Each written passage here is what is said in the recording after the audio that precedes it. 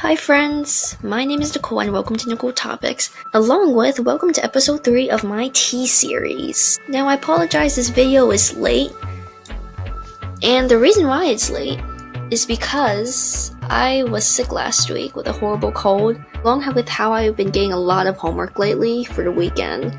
So yeah, that sucks. But I'm feeling better now, and I completed all my homework as soon as possible. So, yeah, today's topic we will be talking about is what to do and what not to do in a fanfiction.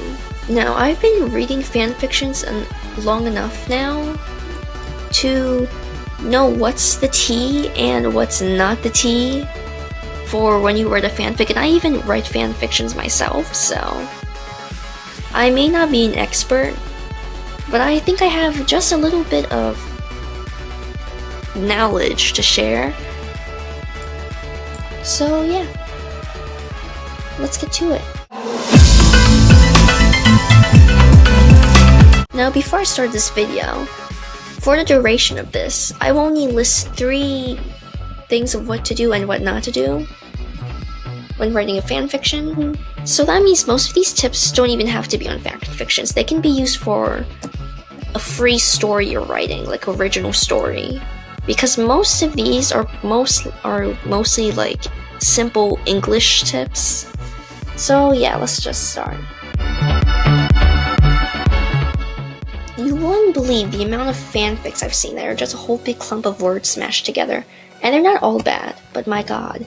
When you make a fanfic, you don't want to make it look like this one big paragraph. I've come across enough of these types of fics to give them a nickname, one paragraph fanfics. I've only got 2 words whenever I run across a fanfic like this. Enter. And if the place you're typing up the fanfiction allows it, tab. These keys on your keyboard aren't just a filler on your laptop or whatever you use to type fanfics. These are just as important as the spacebar practically. You wouldn't believe the amount of fics I've come across that actually do make great amazing stories, but I always never get past the beginning part because it becomes so hard to read. And sometimes if this one paragraph story is that long, it honestly becomes a turn-off. Though what I also know about these big paragraph fanfics is that it's mostly just a grammatical mix-up, if that makes sense, I suppose. Allow me to show you guys a visual. This fanfic is not bad. The storyline is great. But as you guys see, especially in the beginning, there's that long big paragraph. And what basically makes it that long is the amount of dialogue merged in. Believe it or not, this is a common thing I see in paragraphs like these. In reality, if all the dialogue was separated as opposed to, the paragraph actually wouldn't be that long. Let's all check this one out. As you guys see, the author of this fanfic has each new dialogue in a paragraph. This is the way it's supposed to be. What I'm basically saying is each time you want your character to talk, 90% of the time you'll need to click enter after you type down the quote in action.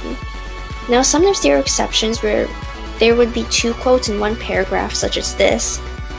This only happens when the author decides to make the character do something while he/she's in the middle of talking though. But yeah, that's all I got for this topic. On to the next topic.